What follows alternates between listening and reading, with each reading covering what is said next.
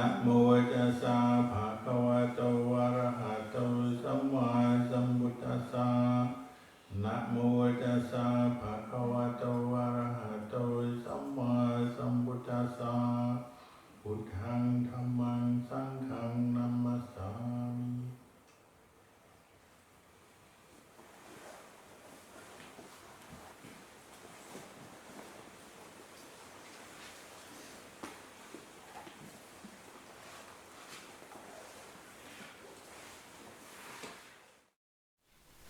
So, blessings, good evening to you all.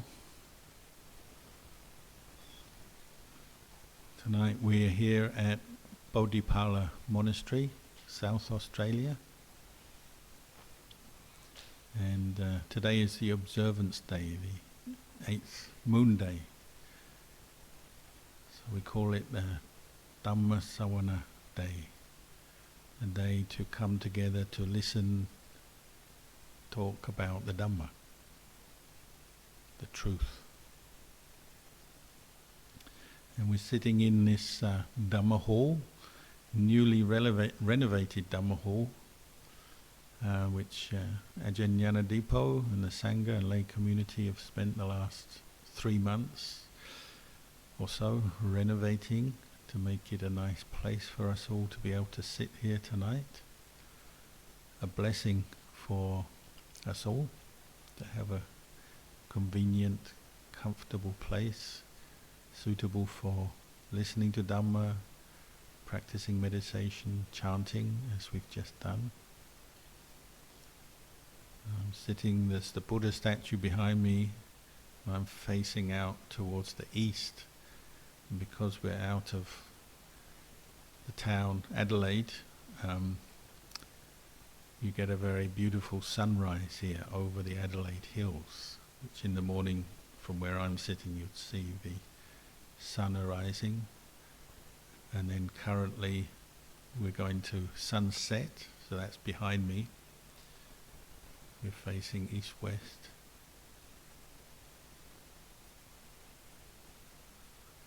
Made me think of the life of the Buddha. They say that there's a number of duties that a Buddha has to perform every day once the Buddha is fully enlightened. The purpose of his enlightenment was not only for his own liberation and freedom from suffering, but also for the benefit of all beings everywhere, to be able to hear and know the path of practice that leads to the liberation from suffering. And one of his duties every morning, he said, is to survey the world as the sun rises, or just before the sun rises, and spread thoughts and the energy of metta, kindness, karuna, compassion, out towards all beings in all directions, without choosing, who gets it, who doesn't. They say the metta, the karuna of the Buddha is like the rays of the sun. The sun arises and then shines down on the world, and it doesn't choose where it shines, it just shines because that's its nature. The light comes into the world and gives life to the world, so that particularly vegetation can grow through photosynthesis, and the picking up of the rays of the sun gives heat, energy to the world. Now we have solar energy everywhere, and gives us vitamin D and other nutrients for our body, receiving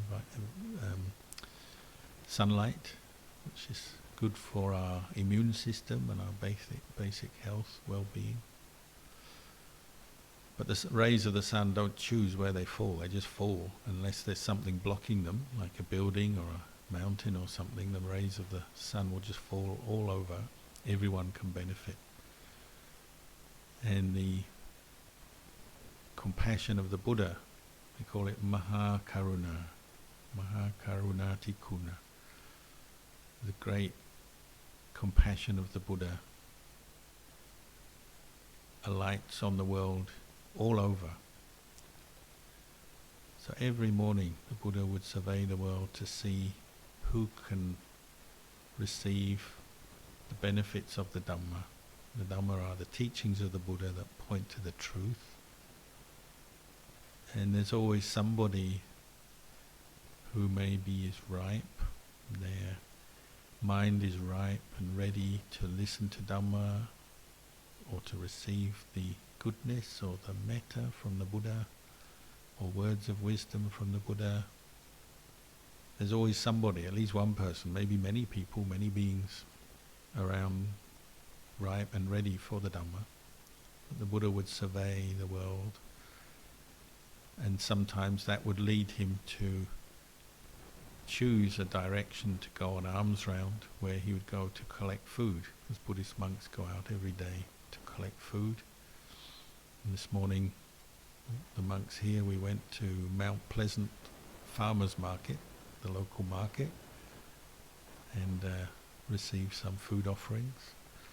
The Buddha would also go out every morning barefoot, walk with an alms bowl, and sometimes he would choose a direction to go according to where he knew there were people ready for the Dhamma, and meet them, give them a chance to make very good karma, make merit by offering food to a living enlightened Buddha. Sometimes he would teach, or they would follow him back to the monastery where he lived, such as Jetavana Monastery, for example, and they would receive teachings there.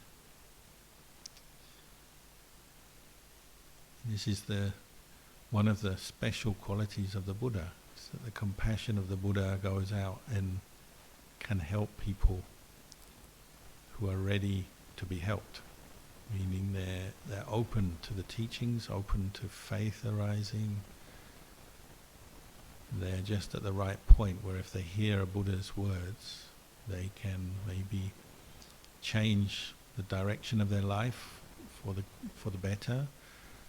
They can improve their life, maybe even become enlightened, hearing the words of the Buddha. And that's not everybody, because we're all at different stages in our practice. Our karma is different, our background is different. We just have to accept that. That's the basic law of nature, isn't it? Everyone is slightly different because our background and what we've done before varies. Some people are ready to practice, to listen to the Dhamma and benefit. Some are not yet ready. But the Buddha's kindness and compassion goes to everyone, regardless. But the results that come will vary according to each person's karma.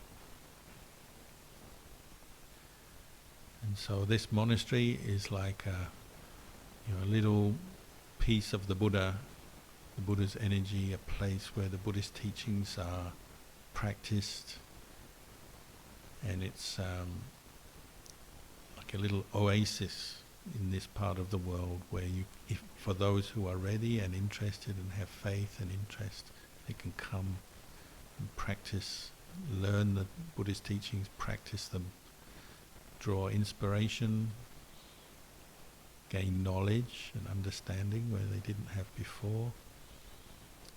It's a place where people come and make offerings to the Sangha and make the good karma of making offerings, practicing generosity with the Sangha.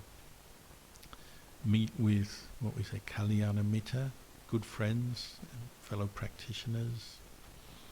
Come to a quiet place, have chance to hear the teachings, think about them, draw them into their heart, and then practice on every level. Practice generosity, practice sila, training themselves in morality, learning to live in a way where they don't harm others through their speech, their actions, and then cultivating the qualities of bhavana, meditation, particularly mindfulness and wisdom, coming from investigating the truth and bringing the mind to understand the truth more deeply. These are the benefits that the Buddhist teachings bring to the world. And so this is one corner of the world where they're available. And we now have this new hall that we can use for that purpose. But it still depends on each individual, doesn't it? You bring the Dhamma to the people, or people come to the Dhamma, but then what they do with it is up to them. It's not something that one can, it's not for, it wasn't for the Buddha or Buddhist monks to convert people or force them in any way or compel them to practice Dhamma. The Buddha said, I just leave the teachings for you and it's up to you whether you take them up or not. So they say somebody with little dust in their eyes, little delusion, not too confused in their life, they may see this is something useful for me and take up the teachings. And such a blessing, such a benefit for the world when that happens. One more person maybe has heard the teachings, thought about them, considered them and realized, oh, this is something very good for me.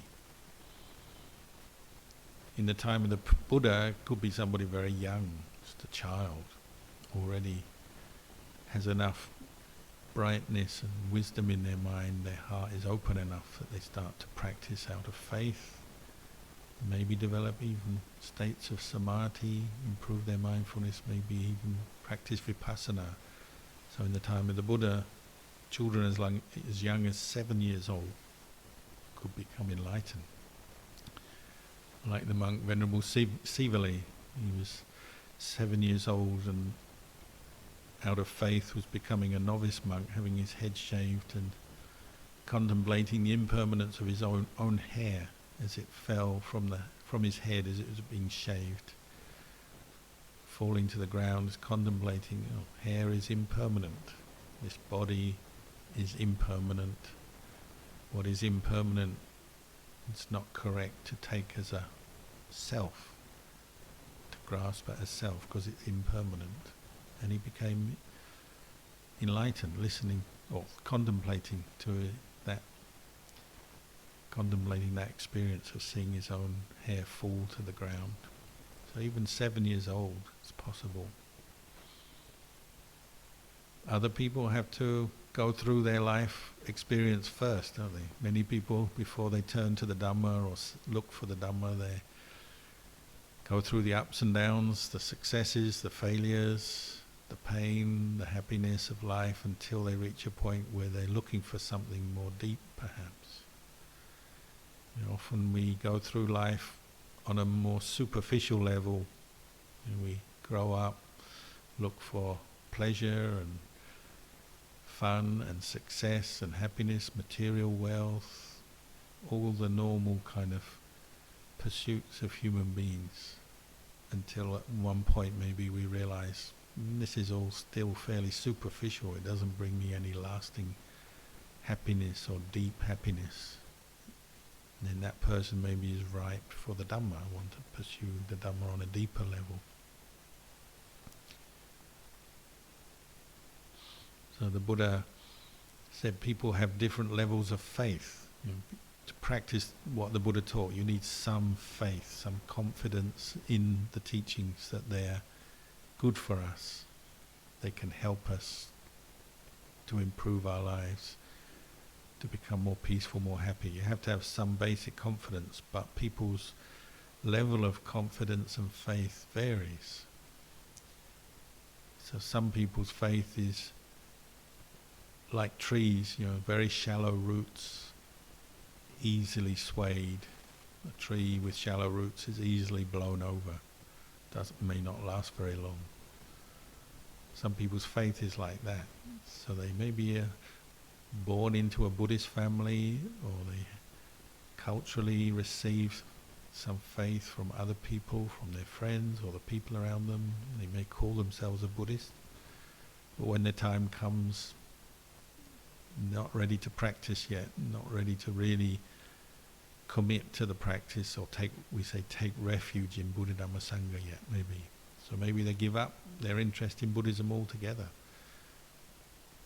You might call them, in a modern sense, you might call them hobby Buddhists. Like a hobby. We take up hobbies for a while, then we set them aside. You learn a musical instrument, and then after a while you get tired of it, put it aside. You play a sport or some kind of game, and then you put it aside. You learn some knowledge or language or something, and then you put it aside. Hobby Buddhists. So their faith is on a more superficial level. It doesn't yet lead on to practice. And then the Buddha said other people, their faith is deeply rooted, like a hardwood tree with deep roots going in the ground that can withstand the winds of the world. That kind of faith, that faith that is rooted in the ground, is strong and leads on to putting effort into the practice. And from the practice, faith increases and deepens, because what deepens our faith in the Buddha's teachings is our own experience, seeing them work for ourselves. Maybe getting beyond our own suffering and pain in life, getting deeper understanding, experiencing joy, happiness, a peaceful mind, and letting go of various desires and attachments that in the past caused us suffering. Getting to a point where we realize these need to be abandoned, and once we've abandoned them, we know this is good for us. Letting go of greed, anger, fear, worry. So those people, their faith is deeply rooted, long-lasting, and can stand the test of time and the ups and downs and the different experiences of being a human being. Maybe some people, they have deeply rooted faith, so they meet other people who have completely different views and beliefs, but it doesn't bother them. They're not shaken, because they know the teachings of the Buddha are true, because they've practiced with them and realized for themselves. They're not hobby Buddhists, you might call them career Buddhists. They're given up to the practice, committed to the practice, fully committed.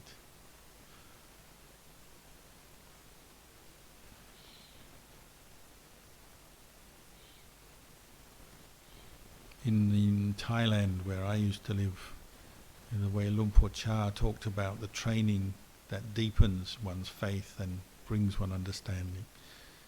They use the term Kovat Padibat. Padibat means practice. Kovat means the rules or the ways of practice. So if you go and stay in a Buddhist monastery in Thailand, you'll hear this word all the time. Practice and Kovat. Maintain the ways and the methods of practice, because what the Buddha taught is a method. There's a starting point.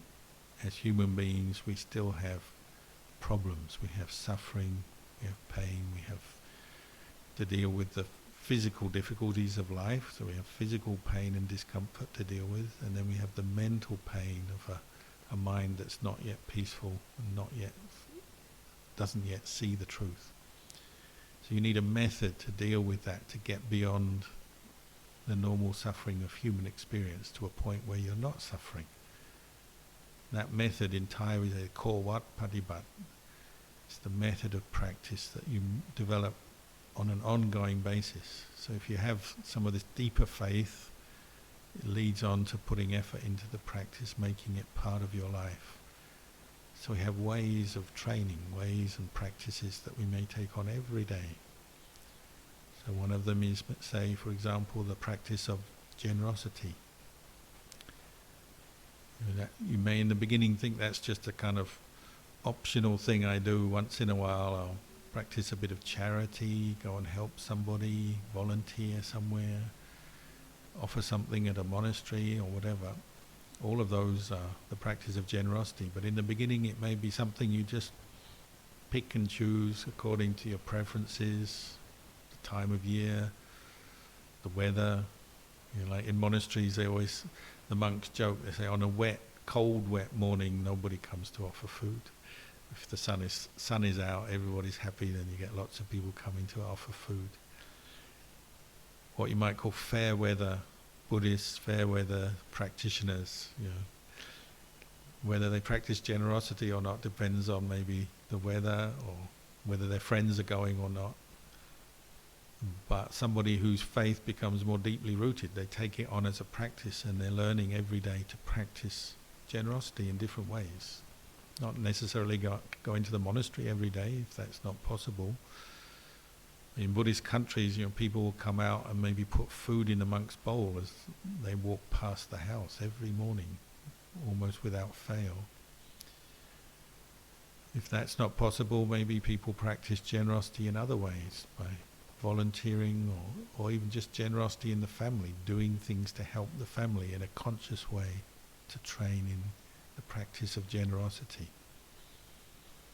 Acts of service, acts of kindness, helping the community, even in the workplace. You can call that a practice of generosity if you go into your workplace and you take the time to help look after the place, take responsibility for different things in your workplace, to help others, assist in the cleaning, the maintenance, whatever it may be. That's something you can take on every day as a practice.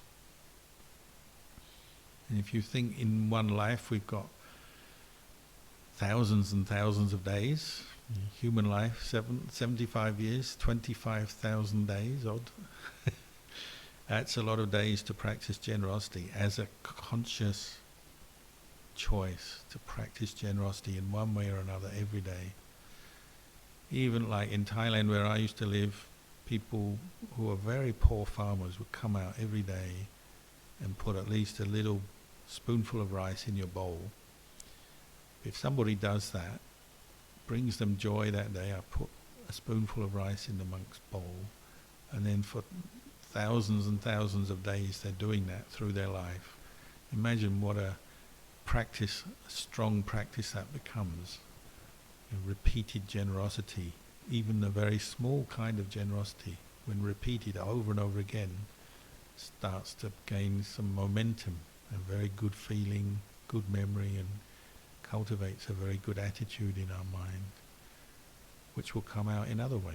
So I say you take on the practice of generosity every day, becomes part of who you are, how you think, what you say, what you do. So you gain generosity of intention, generosity of heart.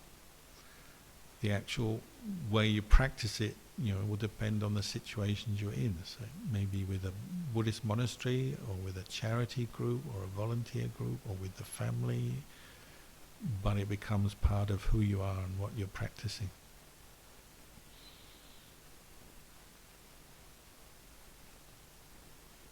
The same with the practice of sila, virtue, morality. It's something you practice over and over again. Once you have faith, then you commit maybe to taking on the 5 precepts or even the 8 precepts. And it's something you practice. It's not just, you don't just dabble in it like a hobby. You say, I'm going to use these training rules to help me become more mindful, develop certain qualities such as kindness, compassion, contentment, awareness, honesty. These are the kind of qualities keeping precepts bring up. And the precepts are also training rules which restrain our worst behaviour, so restrain us once you decide to keep a precept. Nobody makes you do that. You decide to refrain from killing, stealing, sexual misconduct, lying, or taking drink and drugs that cloud the mind. You take on those rules to train yourself to develop skillful qualities and to abandon unskillful qualities. So the Korea Buddhist, the one with the more deeply rooted faith, will be taking these on as a practice every day. And it becomes part of who you are, just like the practice of generosity. And you could say, well, isn't that creating a sense of self? Well, true, in the beginning you might say that, and you might have heard the Buddha taught everything is not self, so we shouldn't attach to self. But before you can get to the point where you're ready to completely let go of your attachment to self, the idea of self, you also have to develop a peaceful self who's ready to let go of the sense of self. The qualities of peace, goodwill, happiness that come from generosity and sila. So sometimes Buddhists say, or people ask Buddhists, you say, you've got faith in the Buddhist practice, you're doing these practices, generosity, sila, meditation, why are you doing it? And people answer, well, we practice to let go of all attachment. That's a standard answer. So then we should just let go of everything, if we're practicing what the Buddha taught, people say. So then do we let go of generosity and sila and precepts and meditation techniques, just let go of it all? On the higher sense, you might say, yeah, well, the enlightened Buddha and an enlightened person has let go of everything. They don't need to practice these things anymore. Their faith is just perfect in the sense it's there in their mind. They don't doubt the teachings anymore because they know and they see them as good, and they've practiced to the point where they don't need to practice anymore. So yes, they've let go of everything. But while you're cultivating this path, following the Buddhist teachings, you don't let go of everything yet. You hold on first and use them as skillful means to let go. But to let go, you have to hold on. So you hold on first of all to the practice of generosity, hold on to the practice of sila, hold on to the practice of mindfulness, meditation, learning to develop states of calm, learning to know your mind through mindfulness practice, and you hold on to wisdom. Even wisdom in the beginning is not, we haven't fully let go of everything. You have to listen to the teachings, hear them, process them, come to understand them, and then they'll get you to a point where you can let go. But even wisdom and insight you hold on to in the beginning. And that's not wrong.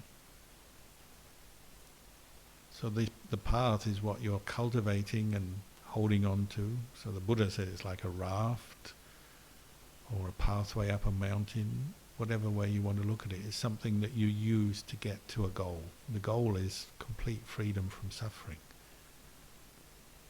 But we need the method, or we say the core the way of practice. So like in a monastery, you have many practices that you hold on to first to get you to the point where you're going to let go. So say in a monastery, you get up early in the morning, come to meditation, you do chanting. We have rules about looking after the place. We keep the place clean and tidy. Today we had an Anglican priest here, and we gave him a cup of coffee, and after his cup of coffee and a nice conversation, he was ready to leave, and he took his cup away. So I'm going to wash this, because the rule in the monastery is if you use a plate or a cup, you wash it. You don't just leave it for someone else to wash. That's what we call or a monastic training rule. Even that is leading to enlightenment, because you have to be mindful and aware enough to, having used a cup or a plate, take it away, wash it, take responsibility for your action. That's a very small thing, but if you think about it, practiced regularly, that becomes part of who you are, being mindful and taking care of the washing up, cleaning the place, maintaining the place that you live in, mindful of our speech, how we talk to each other, what we say, what we don't say. This is all what we call or practicing. Mindfulness of action, mindfulness of speech. And what lies behind all that is our mind, isn't it? Our state of mind. What leads us to confusion and making mistakes and doing things which hurt ourselves, hurt others? Well, we're not aware of our mind, so sometimes we fall into mental states of greed, mental states of anger, jealousy, pride, competitiveness. Sometimes our pride, our conceit comes up. If we don't see it, it can lead to harm, can't it? So sometimes we have arguments We're attached to our views and opinions, and someone else has a different opinion. So we attach, and then we argue with each other, maybe get hurt, call each other names, be rude to each other. Sometimes we're greedy or selfish, we take more than we're entitled to, or we don't do something that we should do, we fail to because we're lazy, stubborn. There's so many ways our mental states cause harm. That's what lies behind the actions. But the training in generosity, morality, mindfulness, and wisdom is helping us to get to the point where we see that, rather than just always reacting to the world with this sense of self and these various mental defilements that come up. We're starting to see them, identify them, so that we can let them go. So it's another purpose of living and practicing in a monastery. Even if you're only here for a day, you're training yourself in things that are maybe difficult to train in, but are very beneficial to us. You're taking responsibility for your actions, for your speech, and ultimately for even just what you're thinking. Right? The more you practice and the more you put effort into your practice, you realize every thought you have is your thought, is your responsibility. The only way to fix a mind, if you're feeling a lot of stress, suffering, anxiety, anger, you have to fix it yourself through your own effort. Some people have unrealistic expectations of the Buddhist teaching. They come to a temple, they want a blessing, they do some good things, which is good, and then they go away and they think, I've done all this good, now Buddhism's got to help me, protect me from all suffering and all problems because I've done my good. But it's not enough, is it, if you haven't yet become aware of your mind, practice mindfulness and investigated your own mind. It's not enough. The blessing, the good things you've done is a good foundation, it's a good start. But then you have to deepen your practice and really root out some of these more negative mind states. It's not enough just to expect, the good deed you did last year should mean I have no more problems in my life. It's not enough, is it? You've got to also be watching your mind and see the root cause of this suffering. That's when you start to really let go. But to let go of greed, anger, delusion, stubbornness, pride, jealousy, you have to train yourself to see your mind, catch it, watch it. You have to learn to look at the mirror, with a mirror, the reflective power of the mind, to look back at itself. In the end, who is it that lets go? Yourself. You let go. Your own wisdom and understanding develops to the point where you see it's in your own interest to let go. The Buddha could stimulate this, so he would send forth his mind, spread metta, and see who needs teaching, and then go out and teach people. But he's only prompting them to see their own minds. They still have to do that practice for themselves. See the impermanence of their own body, the impermanence of their own feelings, thoughts, memories. See, these things are not self. They have to do that work. And that's what we call the work of meditation. And it's another part of the training. You train in mindfulness and train in observing and learning. That's the method that gets you to the point of liberation, freedom from suffering. So you're learning to see a bit of anger or some selfishness or some wrong view coming up, seeing the suffering of it and saying, this is to be let go of.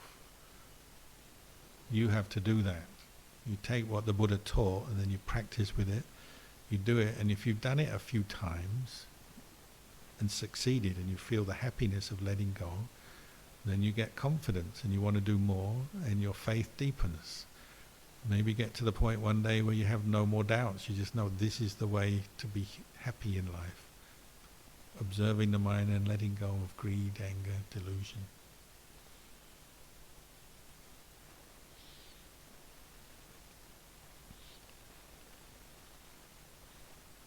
The other day someone was telling me about the life of a doctor, Buddhist doctor in Thailand. It's a lady who came to practice Buddhism late in life. She's like so many people in Thailand, born into a Buddhist family, but only Buddhist in name, so superficial, one of these ones with faith not deeply rooted yet, so easily swayed, not really convinced by the Buddha's message or the teachings.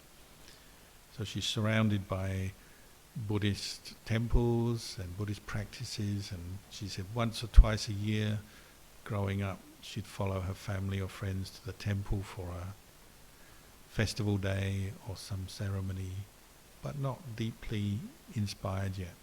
And she was a doctor, so she studied medicine and got top marks in her uni degree, so a very hard-working, studious student, successful student, and went on, I think, became maybe pediatrician, helping kids.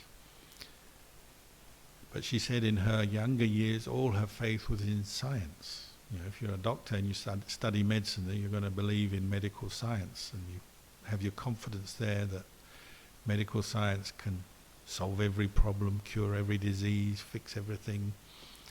So not much interest in Buddhism at all. Saw that as maybe irrelevant to herself, superstition. Her faith was in science.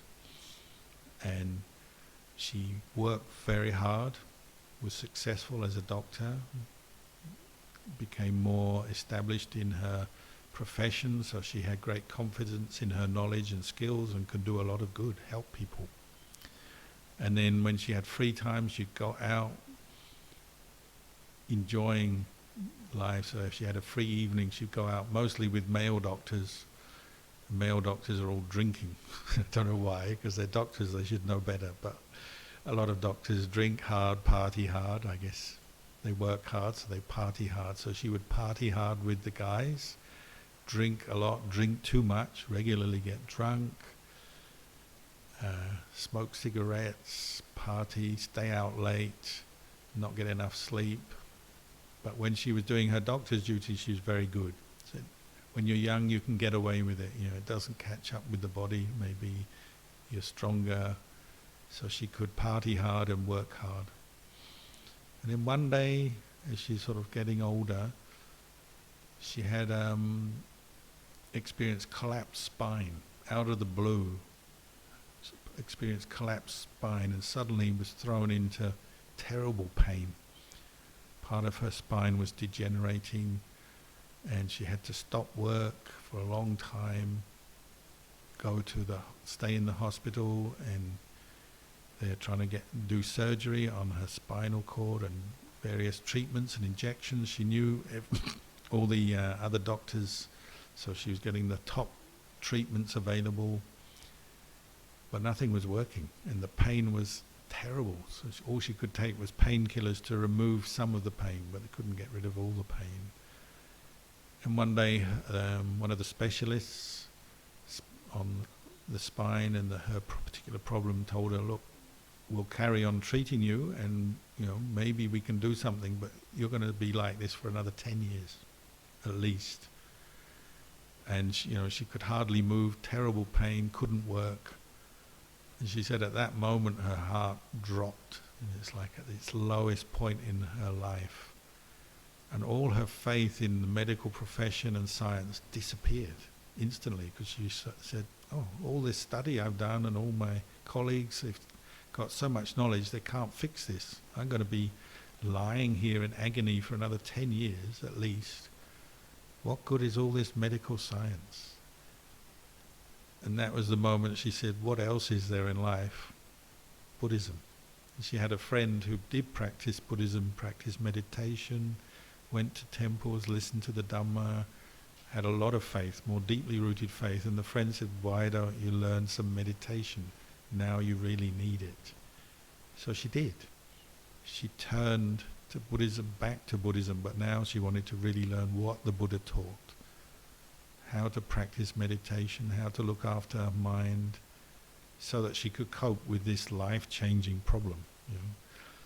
And her aim was, to get up and get back as best she can. And she realized through practicing meditation, mindfulness, the most important factor in this would be her mind. The body was suffering severe pain, collapsed spine, problems with the spine, and the doctors couldn't do much for her. So now she had to work on her mind, bring it out of depression and despair, using meditation and developing skillful or wholesome states of mind, kusala, karma. So she did. And from being told that she's not going to be able to work or move for another 10 years at least, she got back to work. She got up, she managed to walk again, even though she had pain, mainly through mental effort and changing her whole attitude and developing the skillful qualities that come from the practice. Practicing generosity, sila, giving up the drink, the partying, taking on the precepts as a training method, cultivating mindfulness, cultivating the peaceful mind that comes through meditation, and then contemplating Dhamma. And she said it was complete revolution. It wasn't she rejected science, she just realized the limitations of science. And she started to understand about karma.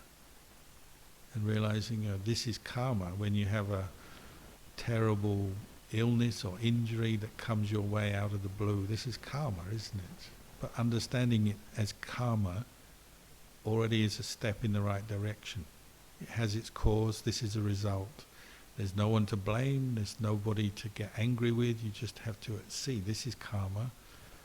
What is the way out of this karma is developing more good karma, developing right view, developing kindness, compassion, mindfulness and wisdom, the path, the qualities of the path that the Buddha encouraged. And she did that. And because she's quite a capable person, a lot of energy, intelligent, she really put her effort into the practice and got to the point where she could go back to work. But now she worked as a doctor and practiced Buddhism together. So she changed her whole lifestyle and habits. And someone was telling me this story. So it's quite inspiring and a very common story amongst people who maybe are born into a Buddhist family but don't yet have the deeply rooted faith to practice. They just have that superficial belief and interest, more of a hobby Buddhist rather than a career Buddhist. And then she changed, basically because she suffered a lot and realized it was the Buddhist teachings and practice that would bring her out of suffering more than anything else.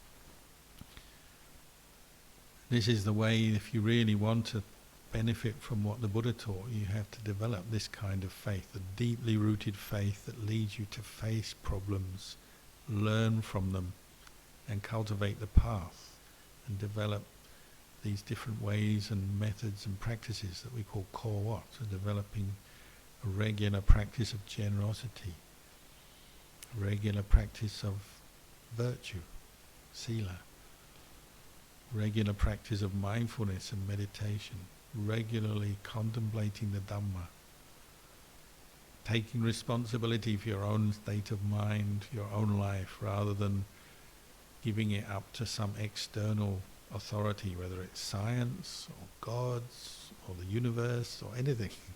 Actually saying, well, also I have a role to play. What I say, what I do, what I think, that's my part, my responsibility. This is what the Buddha was encouraging. This is the way we can grow, by training ourselves.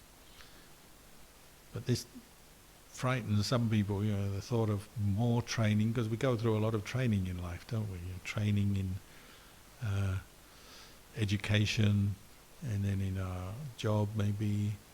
Even we train in socializing, we have to train to use a mobile phone, train to play a computer game, train in different kinds of entertainment, recreation, and so on.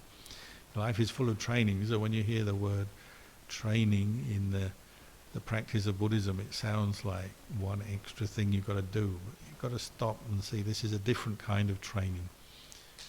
It's a training or an education that has an end to it. The end is the freedom from suffering. any other kind of training is limited in the sense it doesn't get you completely beyond suffering. It may be useful and helpful or enjoyable, but it's still bound up with the world and limited. Whereas what the Buddha taught was a way out of suffering.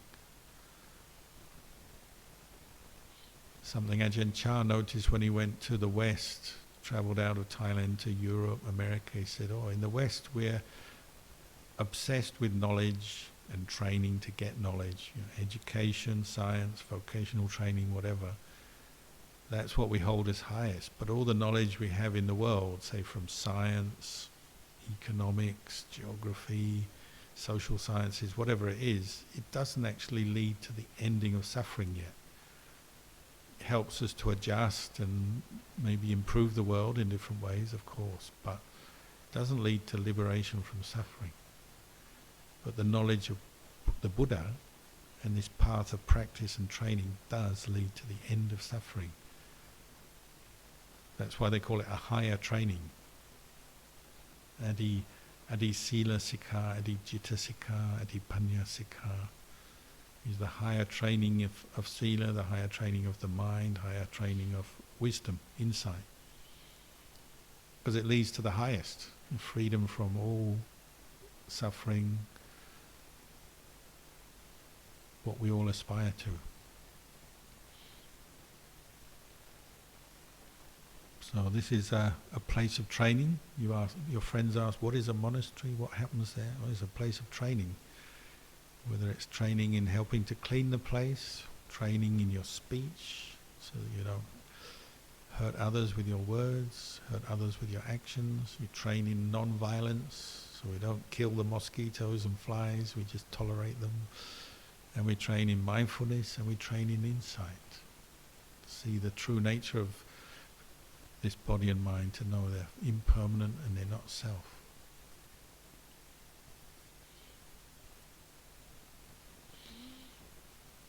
So I'll leave you with these words tonight, and we'll end the session here.